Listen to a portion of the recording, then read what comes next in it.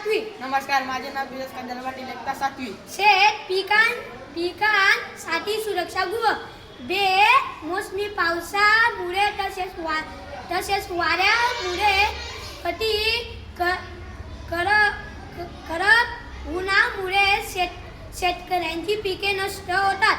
पिकांचे नैसर्गिक आपत्ती पाऊस संरक्षण व्हावे. माणूस आम्ही सुरक्षा गृहाची कल्पना करत आहोत. अनियमित बेमोसमी पाऊस निसर्गाचे बदललेले स्वरूप, शेतमालाचे दर वाढून महागाई वाढते. आम्ही पिकांचे ऊन, पाऊस व वाऱ्यामुळे संरक्षण व्हावे म्हणून पिकांसाठी मॉडेल तयार केले आहे.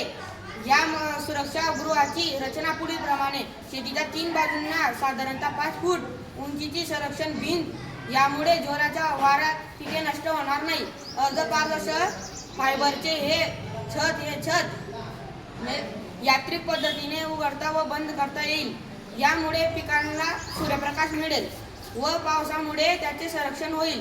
जास्तीच्या पावसात छत बंद केल्यास पावसाचे पाणी विहिरीत किंवा जमिनीत सोडले जाईल. यामुळे भूजल पातळी वाढेल.